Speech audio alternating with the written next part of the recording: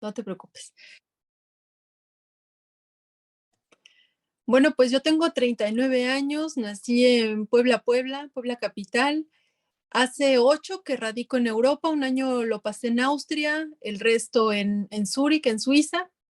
Estoy haciendo un doctorado en literatura latinoamericana en la Universidad de Zúrich, soy embajadora de la organización Save the Children.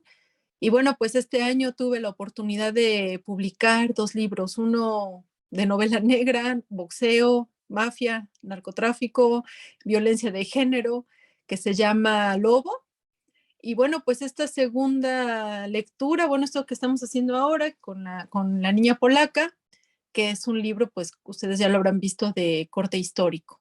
Una novela que poco y mucho tiene que ver con la primera que escribí, que se publicó este año. Y bueno, pues ya estaremos platicando un poco más acerca de la construcción de los personajes y de todo lo que conllevó la estructura del libro. Muy bien, pues muchas gracias. Aquí vamos dando el turno en orden de aparición, así es que Juan Velázquez, adelante. Ahora sí el primero, pero es que me combino perfecto el horario.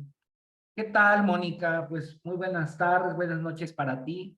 Es un libro muy bonito. La verdad es que después de todas las cosas que estuvimos leyendo muy fuertes y demás, de alguna manera tu libro pues nos da esperanza, nos da luz, no es un resquicio, yo pienso, pequeñito, porque a mí me tocaba leerlo por las noches antes de Ujú. dormir. Fui avanzando muy bien con mi lectura porque es un libro que te va atrapando, que todos los personajes son memorables, son entrañables, los sientes parte de... Y la verdad es que ya cuando me estaba quedando dormido y demás, despertaba porque de alguna manera haces una especie como de literatura muy suave, pero que ya cuando te pones a reflexionar y que empiezas a ver las metáforas, esto del oso y demás, y te Ujú. cae de cuenta, caes en el 20, como decimos aquí, caes en el 20 de que, híjole, es que la autora nos quiere contar algo muy fuerte, pero con unas palabras muy sencillas, con un lenguaje que te abraza, pero Ujú. cuando ya te pones a reflexionar pues sí, de alguna manera sobre cuál era el tema que quería tocar, es fuertísimo y otra vez uno empieza con, híjole, qué fuerte porque estamos bombardeados de literatura, creo, de la Segunda Guerra Mundial, pero la Sí. manera en la que cuentas, la manera en la que escribes es padrísima, es magistral. Y me gustaría saber cómo es este proceso creativo, cómo te decidiste a escribir esta novela, cuál fue el motivo principal por el cual tú decides contar la historia de esta manera, a través de ciertas metáforas, de cosas que están ahí ocultas, Ujú. de temas tan fuertes. Por ejemplo, a mí no se me quita de la mente cómo la mamá, ¿no? de esta niña se pone en su lugar, ¿no? En lugar de que la castiguen a la niña, decide ella ponerse en su lugar y las cosas tan horribles que seguramente vivió que nos los dejas entrever, pero como la narrativa está tan bonita, ya hasta que lo reflexionas y dices, ¿qué leí? Es cuando dices, híjole, la forma de escribir de Mónica Rojas es muy especial. Me gustaría saber ese proceso. Muchas gracias. Gracias a ti por tan bonito mensaje. Y es que yo me debo a ustedes. Entonces, cuando yo veo que hay un sentido para lo que ustedes leen, pues a mí misma me dan sentido. Entonces, no tengo más que darles las gracias. Mira, la verdad es que fue un proceso durísimo porque yo vengo de la nota roja, yo vengo del periodismo rudo, ¿no? Del periodismo de la calle en Puebla, que por supuesto en aquel entonces, hace ya unos años, pues no era el que vemos actualmente, ¿no? Y a pesar digamos, tener este estómago recio, cuando yo empiezo a conocer los primeros testimonios, me doy cuenta de que no había manera de tomar distancia. Esa es la realidad. Entonces, cuando yo escribo La niña polaca, trato de colectar todos los testimonios que fueran posibles, tanto de gente que realmente estuvo en el Gulag, como gente que pasó por Montecassino y sobre todo gente que, bueno, pues pasó por Santa Rosa, que es, digamos, el destino final, relativamente final, de muchos de los polacos que salieron de sus casas aquella madrugada tan espantosa de febrero, ¿no? Eh, a mí me costó mucho, como te decía, tomar distancia y entonces empecé a conectar con las víctimas, empecé a entenderlas, digamos, en su esencia, no nada más en su testimonio. Y fue así como me di a la tarea y ese fue el gran objetivo, por así decirlo, pues de rendirles un tributo, de rendirles un homenaje, alguien, y a mí me cuesta mucho trabajo hablar de mí misma o de la manera en que escribo, pero alguien de la editorial me decía, es que envolviste la guerra en una bolsita de seda. Esa es como la sensación, ¿no? O sea, igual es la guerra, dentro está la guerra, la atrocidad, pero supiste envolverla en una bolsita de seda.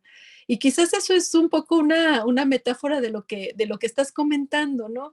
Que no viene de mí, pero me doy cuenta de que sí es cierto, que hubo algunos pasajes como este que bien pone sobre la mesa, este del oso polaco, que fue un personaje que sí existió, que sí fue un personaje que, digamos, sentía placer al lastimar a sus connacionales, que disfrutaba en esta escala de poder, pues tener algo, ¿no? De ese poder que le convidaban los soviéticos. Y bueno, pues la verdad es que el proceso fue muy, muy fuerte, fue muy enriquecedor también. Y la verdad es que al final, y he tenido oportunidad de platicar con algunos de los sobrevivientes que me regalaron sus testimonios, pues se sintieron contentos de ver en alguna página algún guiño, alguna frase, alguna experiencia, alguna anécdota, que bueno, pues al final fue todo esto lo que ellos me dijeron, lo que construyó a los personajes. Lograste. Es espectacular tu novela. Muchísimas gracias. Gracias a ti. Ale, adelante. Hola Moni, muchas gracias por tu novela. Exactamente, me encantó la definición que acabas de dar. Estuvo muy padre porque me diste a conocer lo que pasaba con Polonia. Yo no sabía esta pobre Polonia, ¿no? Los alemanes, los rusos. Me gustó que nos contaras cómo celebran las Navidades, las mañanitas, lo católico que son. Yo no lo sabía. En el foro, gracias, me encanta estar en los foros porque yo no había reflexionado que el Papa era de Polonia y lo leí en los comentarios y sí, era lo que comentaban, que Polonia es muy religioso. Yo no lo sabía, no lo había relacionado. Muchas gracias por darme a conocer esto de Polonia. Y mi pregunta y algo que me encantó es cómo inicias cada uno de los capítulos con esas frases. Supongo que te generó mucho trabajo, pero ¿cómo te diste la tarea de estar generando por capítulos esas frases que unas están hermosas, la gran mayoría están padrísimas? ¿Cómo lo hiciste? Gracias. Fíjate que yo creo que los personajes me fueron guiando. Y me di cuenta de que a lo largo de la historia, y por supuesto yo no inventé estas emociones y estas cuestiones que tienen que ver tanto con las víctimas, sobre todo porque, digamos, tanto espacialmente como temporalmente estoy lejísimos, ¿no? Estoy lejísimos de la Segunda Guerra Mundial y estoy lejísimos del Gulag y estoy lejísimos de Siberia y de Polonia, etcétera, etcétera, ¿no? Entonces no es lo mismo hablar de lo propio como de lo que ocurre con otros. Y en ese otros, pues yo traté de ir construyendo, ¿no? Estos capítulos a través también de la voz de Irene Nemirovsky, de Albert Camus y de todos estos, digamos, autores que ya habían hablado en sus obras sobre la esperanza, sobre la ausencia, la desolación, etcétera. Y bueno, pues al final me pareció relevante incluirlas, pues justo por eso, porque valdría la pena revisar además en estos guiños, ¿no? Cómo han estos otros autores abordado estos temas. Ahí está, por ejemplo, la misma Elena Poniatowska, que habla sobre Santa Rosa de una manera providencial y cómo en nosotras, en nuestras conversaciones respecto a la niña polaca, pues ella repetía constantemente pues estos conceptos de la esperanza, de, de la necesidad de dejar algunas cosas atrás sin olvidar la esencia del aprendizaje continuo. Entonces, bueno, sí, la verdad fue un trabajo difícil, pero al mismo tiempo cuando uno lee tanto, pues las obras de quienes estuvieron ahí, digamos, latiendo en cada capítulo, pues me pareció, digamos, hasta un homenaje también hacia ellos, hacia los autores y autoras, pues ponerlos e incluirlos en esta historia. Muchas gracias, Moni, un placer conocerte. Gracias, igualmente. Marien. Buenas noches, Mónica. Y Buenas. igual que mis compañeros, también pensábamos hoy, es una, perdón, No se preocupe. ya, es que estoy en la escuela, es una hora un poquito difícil. No se preocupe. Mira, los personajes me parecieron muy interesantes. También teníamos así como que otra vez de la Segunda Guerra Mundial, pero justamente como lo escribes, fue algo muy, como que da esperanza. Mi pregunta es sobre este personaje que por lo menos a mí me encantó. Olga, lo que ella dice que empieza a comentar algunos cuentos, las frases que dice, todo esto quisiera yo saber, por ejemplo, ese cuento que uno decía, no termina así, si realmente es un cuento de ese lugar y si existe. Y luego también quiero que me digas si todo aquello que dice ella, ¿de dónde lo sacaste? Si son algunos poemas de ese lugar. Dinos de esto, por favor. Gracias. Es que Olga es entrañable y para que, bueno, pues queden también con un bonito sabor de boca, les comparto que Olga sí existió. Era una mujer que contaba cuentos a los niños en el Gulag, me lo platicó una mujer anciana que recuerda que hablaba del amanecer y que de pronto hacía muñequitos de nieve para que los niños se entretuvieran, etcétera, etcétera. Y el cuento que me dices, bueno, ese es un cuento que yo escribí y es una alegoría a la historia de los Romanov, de los zares. Entonces, con esta relectura quizás ustedes podrían pues leer de manera distinta este cuento, que es realmente pues cuenta un poco la historia de Rasputín y cómo Rasputín entró a la familia real y cómo pues los ositos pues eran Anastasia y los otros niños y bueno pues terminaron asesinados por este exceso de confianza que la zarina tuvo, ¿no? con los Romanov. También por ahí hay otro guiño, ya hablando de estos guiños literarios del comienzo de la historia. Si ustedes ven que empieza con un fragmento a la luna, una poesía. Esa poesía, ese fragmento lo escribió Stalin, porque a Stalin le gustaba escribir poesía. Entonces, imagínense ustedes este semejante monstruo hablando de la belleza de la luna, de la esperanza también, de la fortaleza del espíritu. Entonces, a mí me pareció como un contraste tremendo que valía la pena incluir. El personaje de Olga es maravilloso porque, por supuesto, existió.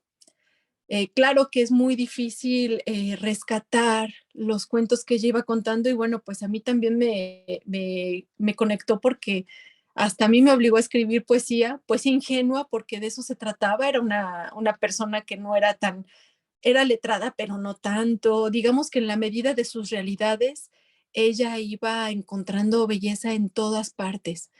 Y bueno, pues esos poemas son de esta servidora, pero yo creo que de alguna manera, si no de muchas, que aún desconozco, conectadas con la Olga real.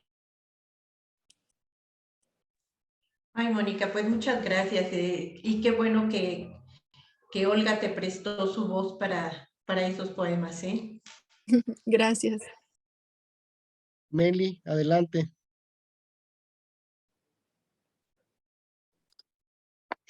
Muchas gracias, Mónica, un placer conocerte. Yo soy de esas que, como dice Marien, estaba diciendo, ay, ya no quiero leer otro libro de la guerra, por favor. Y aparte en diciembre, qué cansancio, qué angustia, porque me gusta mucho meterme en las historias y las termino sufriendo. Entonces, y efectivamente, Dani y Juan, fueron quienes empezaron a decirme, no, no, pero es que es un libro que trae mucha esperanza y entonces, ok, como la verdad es que ellos tienen muy buen gusto y todo, seguí su consejo y efectivamente me gustó muchísimo tu libro. Creo que como te dijo Juan, uno de los principales puntos de maestría, aparte de estar metiendo estos guiños, es que lo lees muy fácil y no es fácil escribir bien de una manera que fluya y que se vea sencillo. O sea, parece un texto sencillo, pero se ve que ha tenido mucho trabajo y te felicito por ello. Em, yo, yo la verdad debo como decir una pequeña queja de lectora, porque con tantas cosas que habían pasado, yo estaba esperando que al final le fuera bien en su matrimonio mexicano.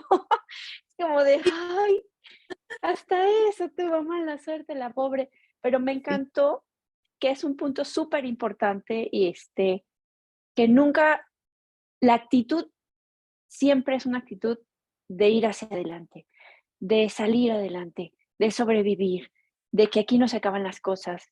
Y en el momento en el que ves, efectivamente, te agradezco que en el momento en el que el personaje está perdiendo em, todas las esperanzas que es ahí en el Gulag, pues aparece Olga, efectivamente, y ella puede tomar este punto de vista de Olga de ahí para toda su vida y seguir adelante y ver la belleza incluso en medio de los árboles llenos de hielo y estar medios congelados. Pero mi pregunta va un poco del lado que te comenté. ¿Por qué de pronto elegir que en México pues tuviera, o sea, porque al final aunque tu novela efectivamente tiene una base histórica, pues todo el tema de ficción la eliges tú. Entonces, ¿por qué elegir darle ese como bachecito final a la protagonista? Mira, qué buena pregunta me haces, y te la agradezco mucho porque también como autora, pues es importante, ¿no? Como explicar estas cosas y por qué no elegir el "y vivió feliz para siempre" después de tanta desgracia. Porque de los 100 testimonios que yo colecté, eran muy pocas las personas que realmente habían logrado reconstruirse. Entonces valía la pena y me pareció importantísimo poner sobre la mesa, eh, pues este tema de que no hay realmente un acompañamiento para las víctimas de guerra. Entonces, cuando yo platicaba con las mujeres, con los muchachos que estuvieron en Montecassino, y también se aborda en las cartas de Jan, cuando se habla de la guerra y se habla del triunfo, pareciera que este triunfo viene acompañado con la felicidad. Y a veces ese triunfo es únicamente seguir sobreviviendo. Y a veces ese triunfo es únicamente salir del campo de batalla, que por supuesto es, digamos, el más sublime de los actos de resistencia ante la muerte. Pero, ¿y luego quién los acompaña? Y luego, ¿quién ve que únicamente, y como dicen, no solamente de pan van a seguir viviendo? Entonces, yo platicaba con algunas mujeres que se casaron con mexicanos, tuve la oportunidad de platicar con 4 y a las 4 les fue mal por un tema de un choque cultural, por un tema de que añoraban su patria, por un tema de que durante mucho tiempo estuvieron aisladas de la sociedad, porque en Santa Rosa, a pesar de que era un lugar providencial, no tenían permitido tener contacto con otras personas. Entonces, claro, imagínense una chica que a los 15 años pierde al gran amor, entra al gulag, a la madre le pasa de todo, ella tiene un sentimiento, dentro de todo tiene un sentimiento de culpa, porque si no se hubiera tropezado y si no hubiera pasado la madre no hubiera tenido bueno, este abuso, ¿no? Del que fue víctima. Salen, se dejan llevar por el viento, llegan a Santa Rosa y con todo este vacío alrededor, porque además el padre está ausente, pues no había otra manera de darle, digamos, un sentido feliz a algo que se veía venir, que era esta parte en donde, bueno, pues tantito le dicen te quiero, qué bonita, qué güerita, y va a caer. Entonces, creo que era, digamos, la forma más realista dentro de toda esta ficción, como de conjugar la personalidad, la experiencia con lo que realmente estaba ocurriendo, pero al mismo tiempo también dar este halo de esperanza, porque ella habla mucho de sus hijos y habla mucho de su nieta y de esta reconstrucción de su persona que al final la llevó de vuelta a Czesław.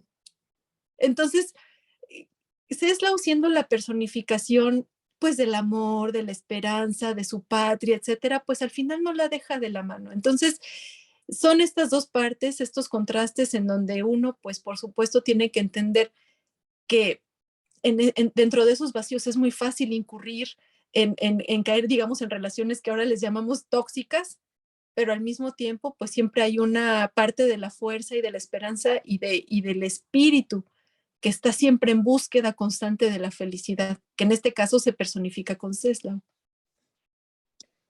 Muchas gracias. Sí te lo agradezco porque además yo decía, bueno, es que a su hermana le fue súper bien y a su otro hermano no le fue, o sea, empezó así como con estos tramos, pero al final, también logró su familia, así de, y ella, bueno, a veces así pasa con los hermanos, ¿no? Que se sacrifican también por los otros y unos, como son diferentes, logran adaptarse mejor que otros a las circunstancias. Entonces sí te lo agradezco mucho, la verdad sí tenía esa duda, y te felicito. Gracias, qué amable. Dani. Sí, voy.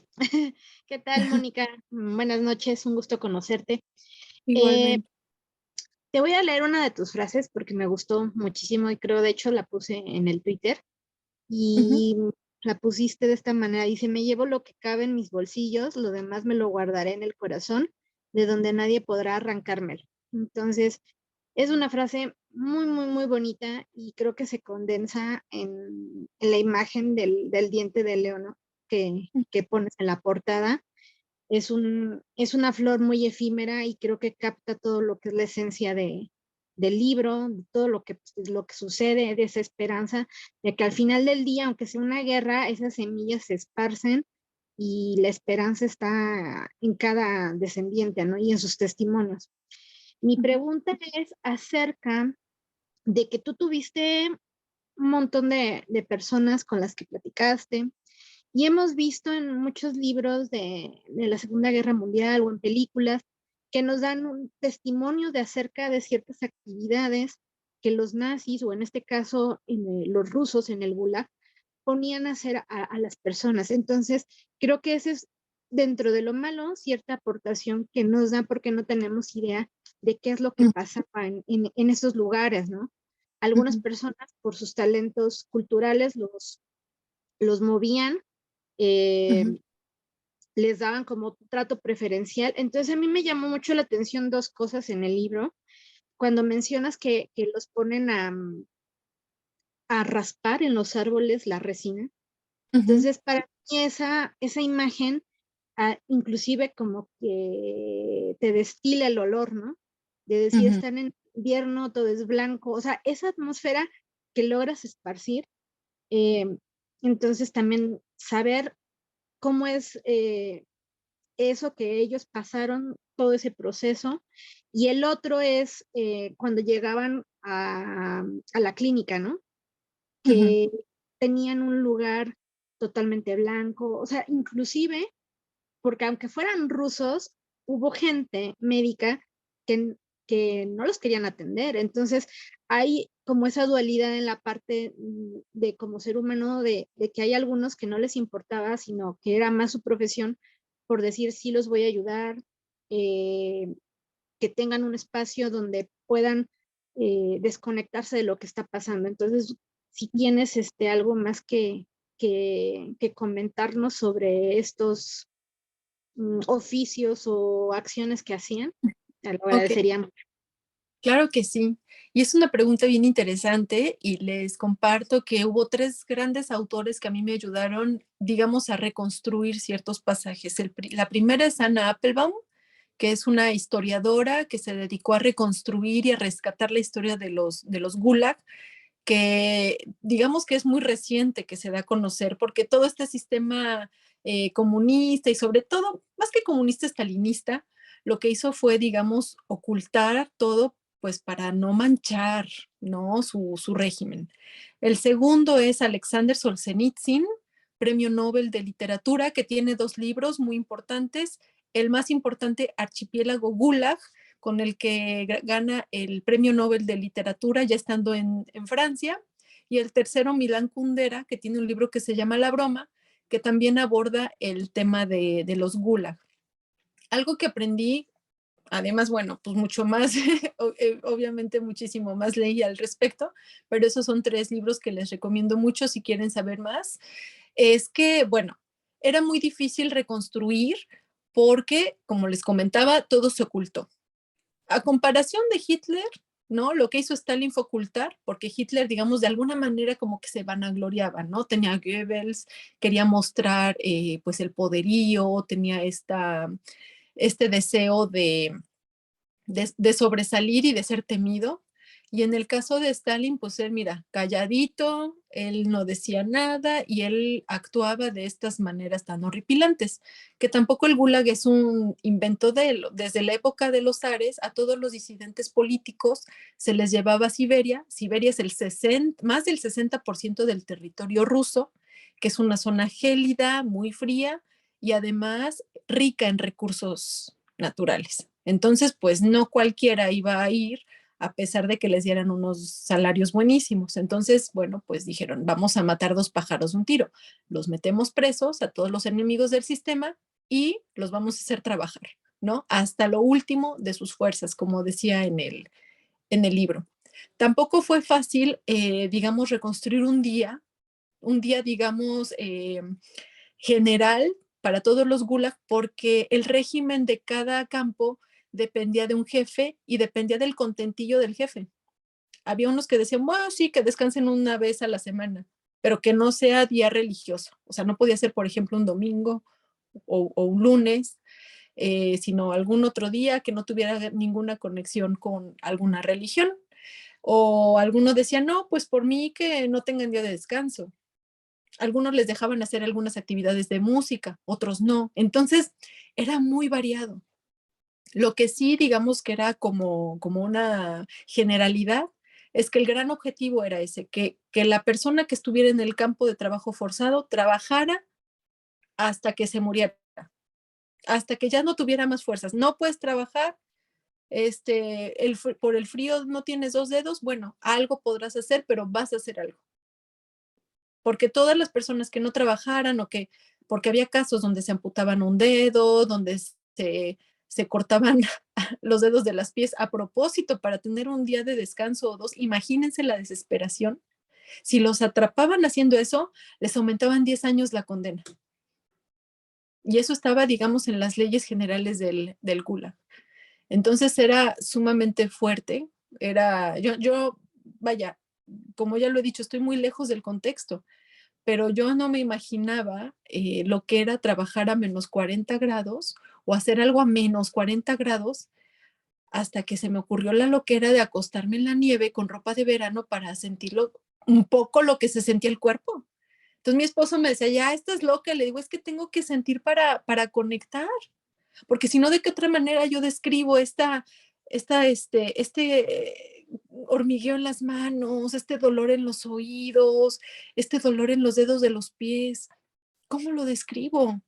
Entonces, la verdad es que además de todo lo que implicó la investigación por 7 años, pues también hubo una necesidad de sentir, pues para poder escribir lo que ustedes ya han leído. Pues muchísimas gracias, Mónica. Te agradezco. Gracias a ti. Y fíjate, Mónica, que como bien ya te habíamos comentado, este es un libro pues que sí, estamos como que acostumbrados últimamente en nuestro club de lectura a leer libros y cada vez que empezamos a leerlos, nos topamos con escenas demasiado fuertes, ¿no? Con momentos desastrosos, pero platicando con los autores, pues bueno, al final de cuentas es en lo que estamos viviendo, ¿no? Es lo que nos rodea, es la sociedad que tenemos muy presente. Aquí, a pesar de que pues la Segunda Guerra Mundial ya acabó, pues creo que como sociedad seguimos viviendo en un gulag, ¿no? Seguimos encerrados, pues en algo que al final de cuentas la delincuencia es lo que nos mantiene así, ¿no? Con ese miedo, con esa preocupación, con ese terror de repente de salir y saber que te va a pasar algo, ¿no? Entonces, pues creo que estamos en un constante gulag y bueno, tristemente como Ania lo pasó y como Ania fue viviendo y fue acostumbrándose, creo que nosotros también nos vamos acostumbrando día con día a pasar por todas estas atrocidades. A mí siempre me ha llamado mucho la atención que los autores, que ustedes en sus novelas, en sus libros, pongan los epígrafes. O sea, digo, tienen bastante, como tú lo mencionas, tiempo haciendo tu novela, trabajando en tu novela, y luego todavía a partir de ahí, o sea, te pones a leer algunas otras novelas para decir, quiero un epígrafe y ponerle este aquí, o cómo van saliendo estos pequeños textos sobre cada capítulo. Bueno, lo comentaba, ¿no? Un poco al respecto. Leo mucho y veo en cada obra, en cada texto, pues algo que siempre me conecta, ¿no? Entonces, haciendo una revisión de lo que yo había leído, sobre todo en Irene Nemirovsky, es fantástica. Si tienen la oportunidad de leer Suite Francesa, háganlo, por favor, porque es una mujer que también, bueno, es que estamos hablando de novelas de la Segunda Guerra Mundial, perdonen ustedes, pero si en algún momento quieren retomar otra vez la Segunda Guerra Mundial, Irene Nemirovsky es fantástica y Suite Francesa es de verdad imperdible. Y bueno, pues a través de lo que otros ya han hablado respecto a la esperanza o han abordado la guerra, el dolor, la ausencia, que son, digamos, todos estos elementos que siempre y normalmente enmarcan a una novela histórica de la Segunda Guerra Mundial, por ser más específicos, pues me pareció bonito rendir, digamos, también un homenaje a todos ellos. Si ustedes se dan cuenta, pues de alguna manera la niña polaca termina siendo un libro coral, porque desde Elena Poniatowska, que escribe una primera frase en la portada, pasando por la editora, la diseñadora, oiga, no hay qué belleza de portada, de verdad es maravillosa. Eh, todos los personajes que se abordan, que son, digamos, fragmentos de testimonios, de experiencias, de emociones, pasando también por estos autores que también han abordado los temas que se abordan de alguna forma en La Niña Polaca, pues termina siendo un hermosísimo trabajo colectivo del cual yo me siento únicamente vehículo, ¿no? Porque cuando me llegaron los testimonios, de verdad que sentí la responsabilidad de no dejarlos otra vez en la nieve donde estaban. Porque claro, hablamos de novelas de la Segunda Guerra Mundial y todo va hacia los nazis y todo va hacia los judíos. Y esto no significa que fue horrible lo que pasó. O sea, no estamos diciendo en La Niña Polaca, ay, ¿a quién les fue peor? Es que a todos les fue muy mal, sino que tratamos de mover un poco el foco histórico porque también vale la pena replantearnos estos conceptos del héroe y del villano. Pareciera que en las guerras hay buenos y malos y pareciera que entonces hay una línea divisoria en el discurso y entonces estos son buenos, estos son malos, estos son héroes, estos son villanos, estos son víctimas y estos son victimarios. Y creo que esta provocación, ¿no?, de la niña polaca lo que muestra es que en la guerra, pues las líneas están muy, muy difuminadas, porque uno puede decir, ok, claro, Stalin detuvo a Hitler, ¿no? Y eso vamos a ponerle ahí sus asegúnes porque empezaron siendo aliados, ¿no? Empezaron siendo aliados, empezaron siendo cuatitos, empezaron dividiéndose Polonia, que esa es la parte secreta del tratado Ribbentrop-Molotov. ¿Y el costo humano? ¿Por qué no hablar del costo humano? ¿Por qué siempre que hablamos de héroes en cualquier guerra, no hablamos del costo humano que implicó? Entonces, creo que esta digamos, relectura de la historia, además nos permite pensar, por ejemplo, en los discursos de odio, sin importar de quién, de dónde, etcétera. De estos discursos de odio que vienen del imaginario del poder, que nos dicen que unos son mejores que otros, por cualquier cosa, ya sea por una cuestión de raza, como lo decía Hitler, por una cuestión religiosa, por una cuestión cultural, hasta biológica, ¿no? Se han aventado a decir que unos son superiores que otros y que lo único que hace esto es pues reforzar este sistema en donde unos son más poderosos porque tienen más y más subalternos. Entonces, creo que son muchas las lecturas que se le podrían dar a la niña polaca. Muchas gracias. Muchas gracias.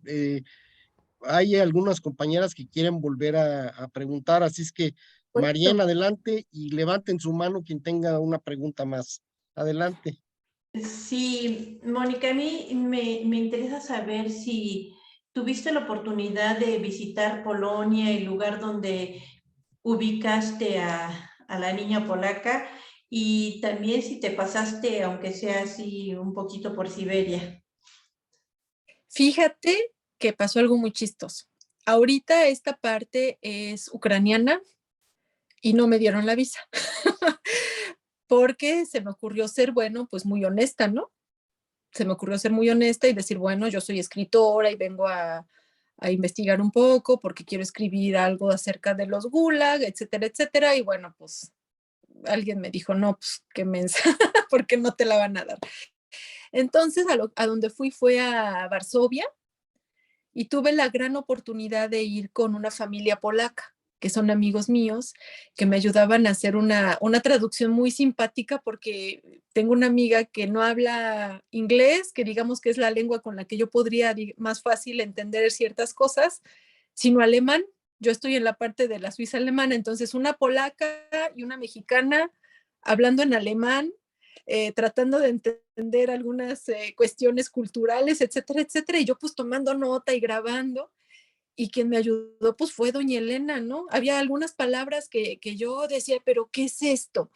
Y ya, mira, a ver, te explico. Y fácil, ¿no? Entonces fue muy chistoso porque fue un trabajo de equipo, entender a algunas personas que pues no hablaban el inglés, y fue muy enriquecedor además, pues ir un poco más allá de lo que van uno normalmente como turistas, ¿no? O sea, yo iba a hacer una investigación, iba a hablar con la gente mayor, algo, no sé si alguien ha tenido la oportunidad de conocer Varsovia.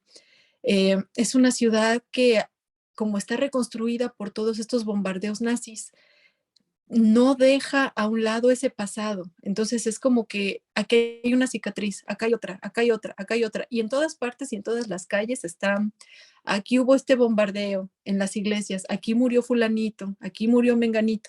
Entonces es chistoso, digamos, es interesante más bien, cómo a pesar de que las nuevas generaciones tratan de dejar a un lado ese pasado, en sus calles sigue latente, sigue todo el tiempo ahí persistente esta parte de la guerra. Siberia, Siberia tampoco la pude conocer, ¿no? Pero por fortuna tengo amigos en Siberia que me ayudaron a hacer toda la investigación. Entonces yo les decía, a ver, ubícate por aquí, ubícate por allá, a ver, llévame con la cámara aquí y allá. Y también, bueno, pues la bendita tecnología me ayudó muchísimo a reconstruir muchas cosas. Además, hubo historiadores involucrados también, hubo gente que conoce el tema, digamos, más a fondo, de manera más sociológica. Y bueno, pues por eso hablo de un trabajo colectivo. Muchas gracias, Mónica. Gracias. Dani, adelante. De nuevo. Tengo dos preguntas. Una de ellas es acerca, cuando nos mencionas a Jan, al hermano de Anya, que él se enlista como soldado. Entonces, sí me llama muchísimo la atención el hecho de cómo haces la personalidad de ese personaje para que llegue en un punto en que él nos dice que desde el momento en que él iba a pedir los papeles, él ya sabía que se tenía que enlistar y tenía que hacer algo como en sentido de la venganza, ¿no? Pero eso, o sea, conforme va viendo todo lo que va sucediendo, entonces cambia lo que es la venganza por un contexto totalmente fuera del lugar que él no esperaba. Entonces, esas cartas que tiene con Anya, no sé si es ficción, parte tuya, igual creo que debes de tener parte de los testimonios, pero sí se me hace algo muy fuerte el hecho de que de otra nacionalidad tú decidas defender de alguna manera a tu enemigo, ¿no? Que esté el tratado, tú no sepas qué es lo que va a pasar contigo. El hecho de ir a una guerra y decir, pues lo defiendo, ¿no? Entonces, esa sería la primera pregunta. Pues mira, Una pregunta bien interesante porque para mí uno de los personajes más fuertes es precisamente Jan, por toda esta furia contenida que va acumulando desde la ocupación, ¿no? Y desde el no sentirse comprendido en su casa, ¿no?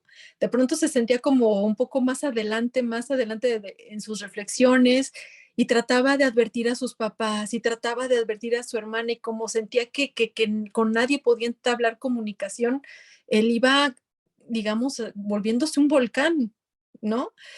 Para construir a Jan, yo eché mano de los testimonios de los jóvenes que estuvieron en Montecassino. Y yo platicaba mucho con ahora ya los ancianos o con los hijos de ellos acerca de todos estos conceptos y valores que nosotros sentimos que de por sí tienen los hombres, ¿no? Por ejemplo, el valor, ¿no? El hecho de tener valor. No hay que perder de vista que durante esa época recién, o sea, era muy reciente esta construcción de la nación polaca. Entonces ellos tenían pues este sentido de pertenencia fresquito, ¿no? Soy polaco, por fin soy polaco. Entonces cuando tienen esta ocupación, pues hay mucho de mancillar la hombría también, el sentido este de que, bueno, pues tenían sí o sí que defender a su tierra como si su tierra fuera su mujer, ¿no? Por así ponerlo en conceptos de los que ellos me hablaban. Dices que Polonia, mi Polonia era mi mujer, era mi familia, era mi hogar y yo tenía que salir a defenderlo porque eso es lo que se esperaba de mí, que aunque tuviera miedo, tenía yo que salir al campo de batalla. Y salieron del Gulag y se tienen que unir por cuestiones políticas que a nada les concernía a ellos, pues del lado de los soviéticos, ¿no? Paradójicamente, ni tan raro, porque en la guerra así pasa, ¿no? Los que empiezan siendo aliados terminan siendo enemigos, y bueno, Hitler y Stalin era de esperarse que dos tipos de esta calaña pues terminaran peleados, ¿no? O sea, tampoco era como una gran sorpresa. Sin embargo, cuando salen y tienen que entrar al campo de batalla, pues lo primero que yo les pregunto es, oye, pues el tema del miedo, ¿no? O sea, el miedo como instinto de supervivencia, no únicamente como este sentimiento que te echa para atrás, sino que también te echa hacia adelante. Y todos coincidan en eso, ¿no? De que, bueno, pues a pesar de sentir mucho miedo, pues tenían que aguantárselo, porque era lo que se esperaba de un hombre. ¿También hubo mujeres en los campos de batalla? Sí, también los hubo. Pero en el caso que nos concernía de la niña polaca, pues para mí era muy importante precisar las emociones desde la masculinidad, ¿no? Con todas estas acepciones y con todos estos elementos de lo que de por sí tiene que ser un hombre y punto se acabó, ¿no? Entonces eché mano de estos testimonios y fíjate, también platiqué con gente, a pesar de que no tuvieran el mismo contexto, sino que me importaba entender al hombre en el campo de batalla, pues con veteranos de las Malvinas, por ejemplo, también o con gente que estuvo o que conoció a personas que estuvieron en Vietnam y que tuvieron que pasar por terapias tremendas porque en el momento de la pelea, en el momento, me decía alguien, creo que se fue de Vietnam, que comía en su casco y de pronto se confundió de casco y donde había echado la sopa había sesos de otro soldado. Y entonces en ese momento no se dio cuenta, se lo comió porque pues ya no había manera de decir, ay, no, ya no quiero mi sopa porque tienes esos, y que todo el tiempo estuvo soñando con eso. Entonces, fue durísimo. Hay una parte en la que Jan dice, es que tú conociste la guerra en la piel y yo desde las entrañas. Y no diciendo que tú nada más por encimita, porque la piel es el órgano más grande de nuestro cuerpo. Pero él lo vio desde otro lugar, desde donde se gesta la muerte. Entonces, bueno, pues esa es digamos, el tributo que yo pude hacerle a esos hombres, de los que de por sí se cree que, bueno, eres hombre, te vas a la guerra, pero que no vemos todas las motivaciones y todas las mutaciones que hacen sus personalidades y sus sentimientos. Sí, claro. A mí me queda muy claro en la parte, por ejemplo, gracias a tu libro o al de Los últimos días de Berlín o a los que he hecho es de Plana, me queda ya, y ahorita por lo que está pasando, ¿no? Uh -huh. lo que es un soldado ruso, o sea, está más allá de su identidad y son capaces de hacer cualquier cosa, tenga razón o no tenga razón, No les justificación, no les importa, o sea, están realmente aman a su nación, entonces no les importa si están haciendo lo correcto o no, o aunque lo estén haciendo un poco de conciencia, lo hacen ya como de una manera automática. Entonces, a mí me llama mucho la atención en la parte de tu libro el hecho de que ellos siendo polacos, siendo sometidos, ¿a qué grado les debieron de haber destruido su identidad como para decir, es de todos modos mi Polonia y quiero hacer algo como para hacer una venganza, como sentir algo que estoy aportando porque no pude hacer nada en su momento para defender a mi patria? Entonces, me parece muy, muy interesante en esa Y ahí parte. tengo otra lectura. A veces ni siquiera es un tema de amor a la patria. Es un tema de que te vas porque te mandan y tienes que sobrevivir porque el que mata primero, pues ya la libra. Por ejemplo, cuando platicaba, y ahorita me llegó por tu comentario, platicaba yo con los que estuvieron en Malvinas, un grupo de argentinos. Dicen, nosotros peleamos, hicimos lo que pudimos, y al final, cuando nosotros alzamos las manos y levantamos la bandera de paz, fueron los mismos ingleses los que nos auxiliaron a nosotros. Y fueron los mismos ingleses, los muchachos, porque dicen, es como de, bueno, ya acabó, ya te rendiste y ahora nosotros te ayudamos. Dice, y ellos eran los que nos rescataron de la muerte y son los que nos dieron sopa y son los que trajeron a las ambulancias y son los que nos llevaron en helicópteros a los hospitales. Entonces, lo que pasa dentro del campo de batalla a veces no tiene que ver con las decisiones políticas. Me decía uno de los, bueno, de los hombres que estuvo en Montecassino. A mí me decían Montecassino y no me sonaba nada. A mí me dijeron vas a luchar y no sabía ni contra quién. Dice, dice, porque ahí, pues, dice, de pronto yo estaba tan chavito que no veía yo qué bandera, qué cosa, qué tal. No me decían, dispara al frente, disparo al frente. Lanza el cañón, lanza el cañón. Ahora avancemos.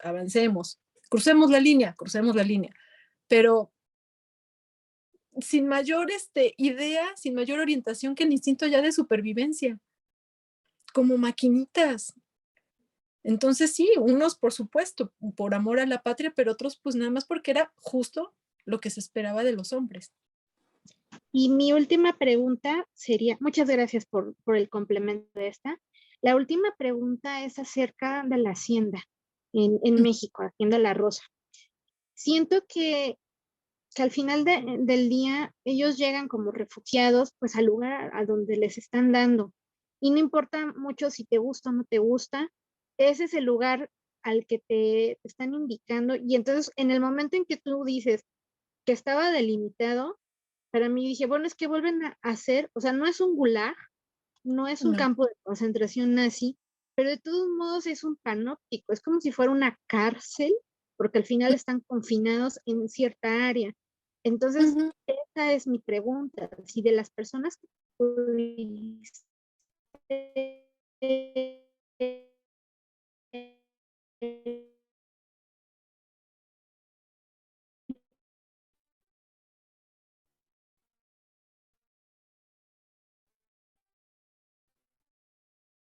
¿Vas a internet ahorita? eh, Se me cortó a mí la señal. No tengo compu, no, no, mi celular está tratando de conectar. Se conecta. No, no, internet, no, de eso no.